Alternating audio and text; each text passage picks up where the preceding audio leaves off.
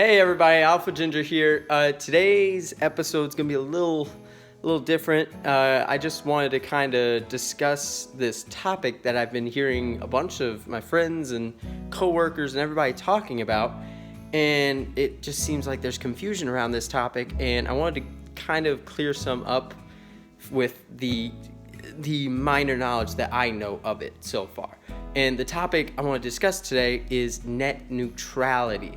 Now, the definition of net neutrality is the principle, and I might be butchering this, but the principle that all internet providers, and I think this typically currently deals with the US, but all internet providers follow a principle that they should enable all access to apps and services no matter who created these apps or services, and they can't favor or block any of these services or applications.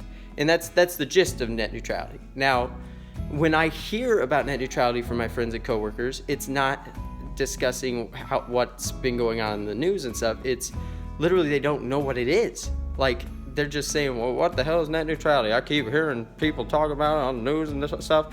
And it just, I think it needs to be known by the general public what this is and how it impacts them. So recently, a few days ago, I believe, net neutrality was up for vote to be repealed by the FCC. Now, it did get repealed. It got voted to be repealed.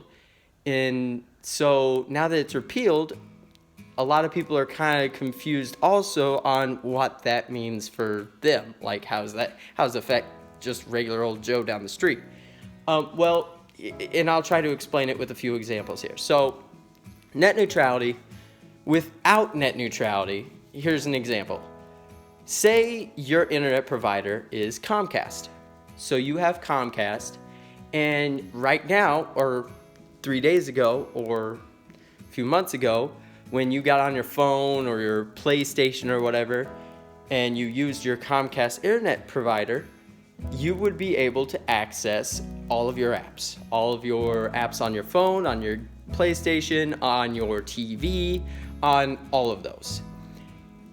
And you wouldn't have to pay. You'd have to pay the regular fees in those apps that maybe the apps have, but you wouldn't have to pay an extra fee for usage of that app or anything. And none of those would be blocked. The ones that you're allowed or able to already get on that service. Now, though, with net neutrality being repealed, here's how it'll be. So you still have Comcast, and you still have your phone, you still have your PlayStation, but say let's go with the pizza delivery. Say you want to order Domino's, and you're on your phone that uses Comcast internet.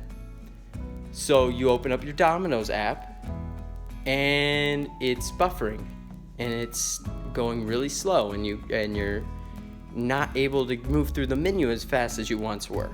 Well, turns out Domino is not the preferred pizza delivery of Comcast. Instead, Papa John's is the preferred pizza delivery of Comcast. And so they make the internet speed for when you're on any Papa John's website or Papa John's app much faster compared to Domino's, which will take a little longer.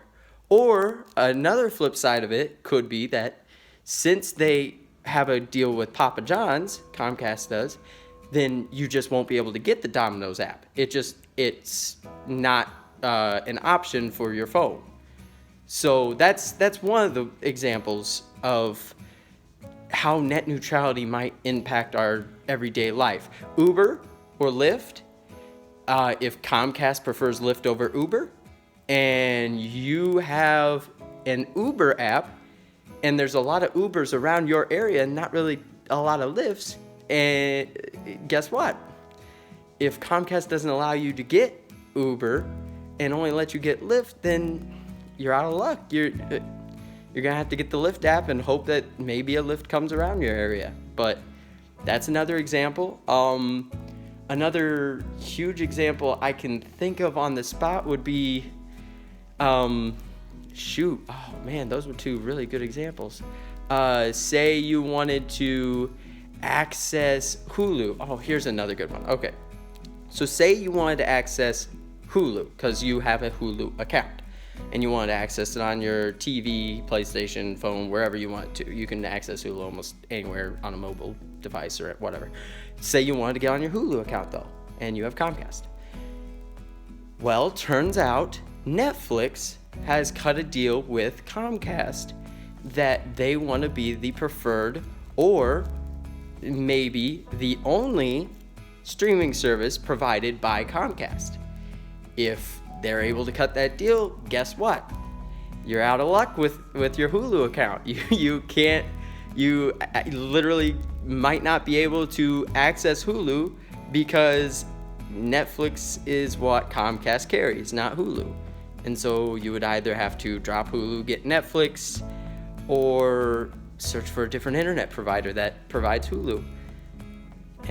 Or they may provide Hulu, but since they prefer Netflix, Hulu's gonna run really slow, and you're gonna have buffering movies and television shows that you want to watch, and it's gonna make life real difficult if you love binge watching shows. So those are three prime examples of how net neutrality might impact you as a general public member like me. Now, just because FCC repealed net neutrality doesn't necessarily mean it's fully in effect yet. The Senate, I believe, is going to try to counteract this repeal and try to reestablish the net neutrality policy. I believe that is the case. And also, there's also 17 states so far that say that they are going to sue the FCC in order to get net neutrality back in place. So there already are some steps in motion to get net neutrality back, because this is such a huge ordeal that I don't think a lot of people quite understand the impact it'll have. It's almost completely not positive for the general public. Let me put it that way. It'll make using your phone a little more difficult than it once used to be. But yeah, so there's things in place already that are trying to get net neutrality back on the right track and get it back in the US. So that's a positive thing. I believe there was a petition going around that you could go to the website and sign up for. I'm sorry, I don't have that website in the back of my head right now. But just my advice is look up net neutrality yourself and educate yourself on what the definition of it is, what it means, how it impacts you, and really figure out your stance on it, because it's going to be a huge thing moving forward here for the next few years, I think. So that's sorry that this was basically an informative video today, but I keep hearing everybody talk about this topic, and I have at least a limited knowledge of what this net neutrality problem is, and I figured I could share it right now with my viewers that are watching and see if it could help out anybody in need. So yeah, that's pretty much all I had to say for this episode.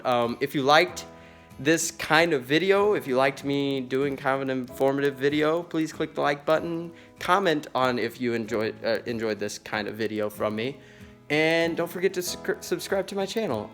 I try to put out a new video every week or 2 weeks, but other than that, inform yourself and don't quit your daydream. Adios.